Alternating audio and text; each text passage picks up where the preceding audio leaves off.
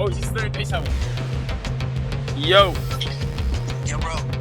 Just cancel the stream because they're not. They blocked this thing all off. And yeah, just fucking. But like literally, my whole house is fucking. They saw me that I was on stream with you, and they took like basically they saw I was on stream with you, and was like, oh, he's not home. Let's go fucking rob his Yeah, house. I know. That's probably when I realized what happened. Yeah. So let me. I'm here trying to figure out. I'm trying to see if my mom's okay. Everyone's okay. Yeah. No, I get it, bro. No worries. All right, but I'll send you videos. 6ix9ine actually got fucking robbed while I was on stream. That's fucking great. Whose crib? Your crib? Yeah, I'm great. Did they ransack you? No, they didn't. I guess the way you say they were looking for, I guess, the keys to the safe. Bro, what? Someone broke in your crib while we were streaming? Yes, bro.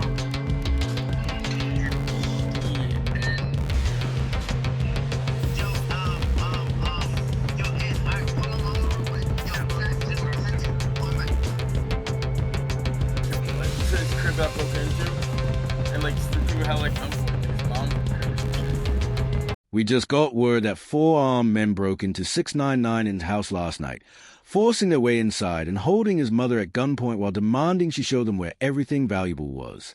Absolute wild, disgusting behavior. And the craziest part? 6ix9ine wasn't even home. He was in Miami on livestream with Jack Doherty when all of this went down. Situations like this show exactly how far some people will go instead of putting in real work for anything. Instead of building something legit, they storm into someone else's home with weapons and traumatize a woman who had nothing to do with anything, just to take what they didn't earn. There's nothing honorable or respectable about that. At all. And trust me, 6ix9ine isn't the only one shaken by this. Anyone with a heart would be furious and terrified if their family was targeted this way. Supporting or defending something like this is impossible to comprehend, because no real human being would ever think this is okay. Earlier today, 6ix9ine finally spoke on the situation, and you could see the emotion in his face and hear it in his voice, which makes sense after everything his mother just went through. The whole situation was chaotic, cowardly, and straight up pathetic. But at the same time, he knows a huge piece of this comes back on him. Almost like 95% of the weight falls on his shoulders.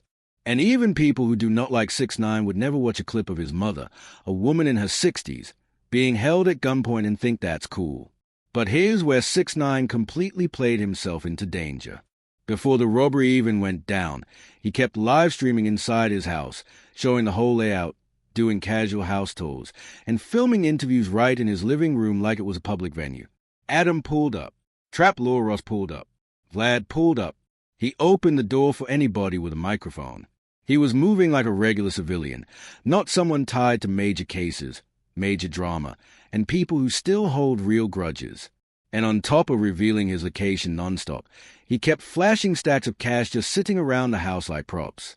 There had to be around $150,000 on that bottom shelf alone. Easy. He's showing people the house, showing the cash, showing the setup. That only poured more gasoline on the fire. Come for the blind date.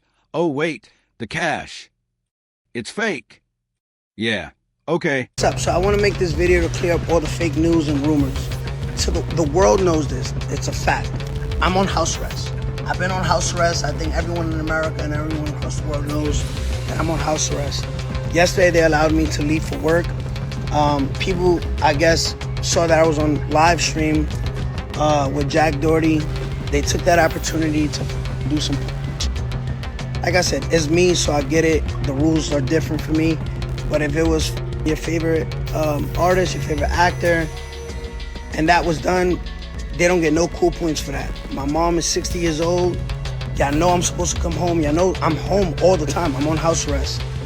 So y'all take the opportunity that I'm not home. Y'all see me on live stream with Jack Doherty in Miami, and y'all do that. That's push. That's whack. Get no cool points for that. I don't think nobody respects that. Meanwhile, the internet is zooming in on every shelf like forensic detectives. Then 6ix9ine starts bragging about having zero security at home, which is basically inviting trouble without printing flyers. What did he think was going to happen when he said that publicly?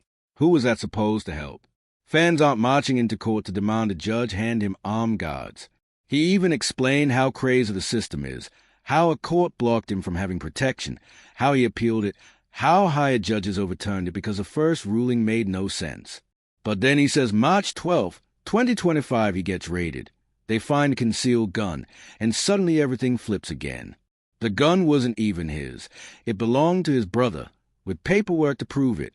Yet by April 21st, the judge strips his gun license anyway.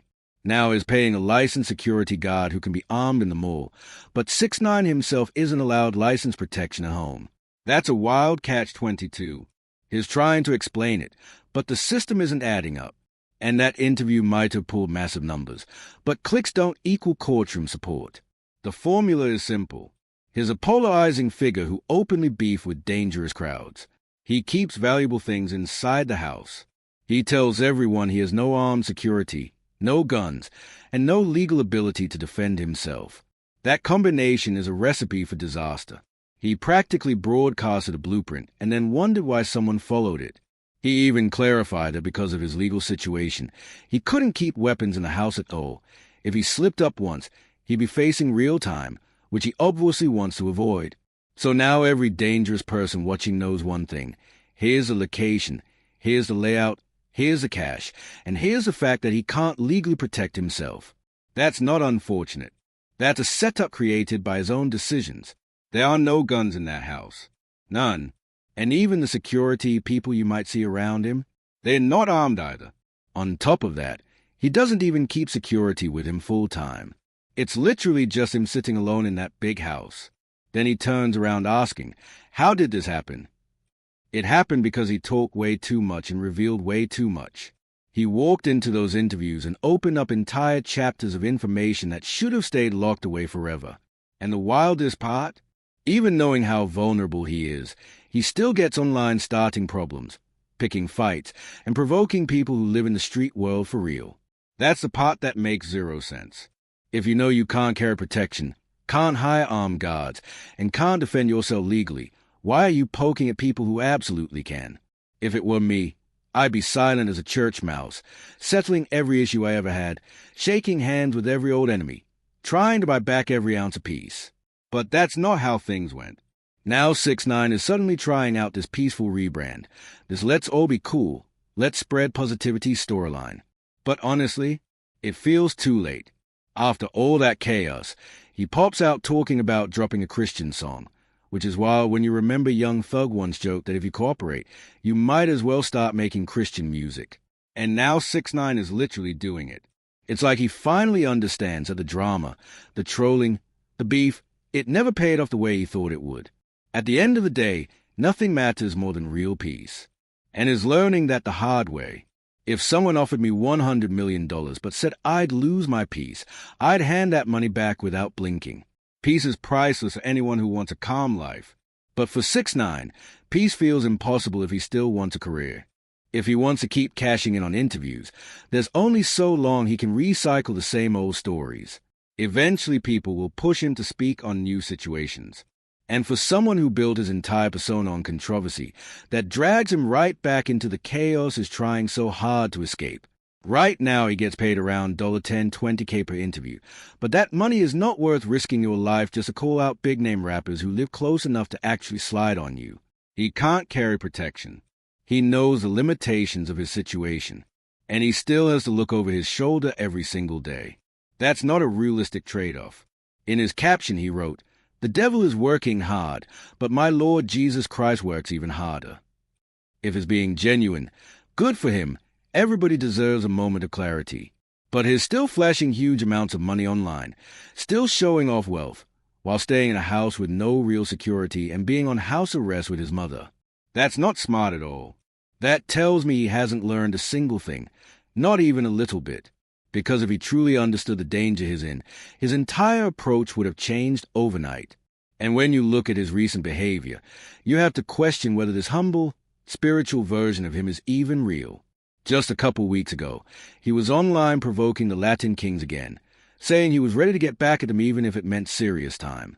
Everybody knows the only thing that brings life sentences is taking things to the extreme.